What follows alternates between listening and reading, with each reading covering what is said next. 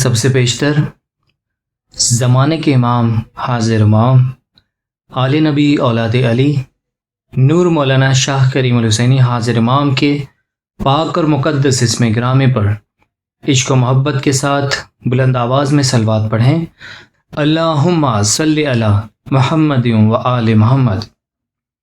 ایک سوال جو کہ بہت ہی زیادہ ذہنوں میں یہ گردش کر رہا ہوگا، سوال ہے، کہتے ہیں کہ خدا کے حکم کے بغیر ایک پتا بھی حرکت نہیں کر سکتا، نہ وہ گر سکتا ہے۔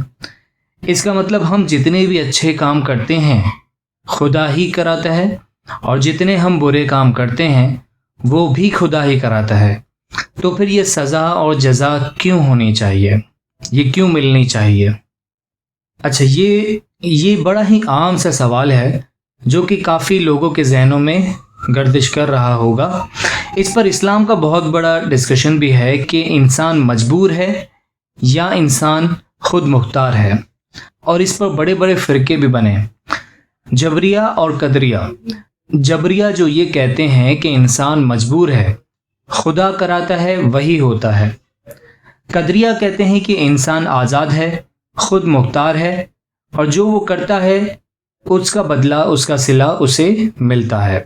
اور اتنے بڑے مسئلے کو اتنے کم وقت میں حل کرنا بہت مشکل ہے، یہاں تک کہ امام نے بھی کہا ہے کہ یہ بہت بڑا مسئلہ ہے، لیکن ہم عام سطح پر، اپنی سطح پر یہ بات کریں گے کہ کچھ مختصراً کہ اگر ہم یہ تصور کر لیتے ہیں کہ انسان مجبور ہے اور خدا ہی اس سے ہر اچھا برا کام کرواتا ہے، تو پھر دنیا میرے خیال سے نہیں چل سکے گی۔ پہلی بات، جو خدائی نظام زمین پر جو چل رہا ہے کہ انبیاء علیہ السلام آئے، ائمہ علیہ السلام آئے، ہدایت آئی، آسمانی کتابیں آئیں، خیر اور شرف کی باتیں بتائی گئیں، اس کا کوئی سوال ہی پیدا نہیں ہوتا۔ لیکن ان کی ضرورت ہی کیا تھی جب سب کچھ خدا ہی کرتا ہے؟ تو یہ جو ہمارے پاس پولیس ہے، قانون ہے، عدالت ہے، تو ان سب کی کیا ضرورت ہے؟ کیونکہ انسان جو کرتا ہے، اگر اس سے اچھا یا برا کام خدا ہی کرواتا ہے، تو پھر کیسے یہ سوال پیدا ہو سکتا ہے کہ اس کے سزا یا جزا دی جائے؟ مولانا روم جو ہے بڑے اچھی تشریح دیتے ہیں اس کی، کہ ایک شخص کسی باغیچے میں گھس کے اور درخت کے اوپر چڑھ کر کچھ چیزیں، کچھ پھل جو تھے وہ چوری کرنے لگا۔ اتنے میں جو وہاں کا گارڈ تھا وہ آ کے اس کو ڈنڈے سے پیٹنے لگا۔ تو چور کہتا ہے کہ میں تو خدا کے حکم سے چوری کرنے آیا تھا، یہ تو خدا کروا رہا ہے، میں خود نہیں کر رہا تھا، تم آرام سے بیٹھ جاؤ، جو کچھ کر رہا ہوں وہ بھی خدا کروا رہا ہے، تو میں کچھ نہیں کر رہا اس میں۔ اسی طرح جب چور کو پکڑ کر باندھا گیا تو کہنے لگا، خدا کے حکم سے بنایا ہوا بندہ، خدا کے حکم سے درخت بنائے ہوئے خدا کا پھل کھاتا ہے، تو اس میں تمہیں کیوں تکلیف ہوتی ہے؟ خدا کا بندہ، خدا کا درخت خدا کے حکم سے چوری کر کے کھا رہا ہے، تو اس میں کیا مسئلہ ہے؟ تو پھر اس پر اس کو جواب ملا، خدا کے حکم سے تمہیں باندھا گیا، خدا کے حکم سے تمہیں ڈنڈے سے مارا گیا، تو تمہیں تکلیف کیوں ہوتی ہے؟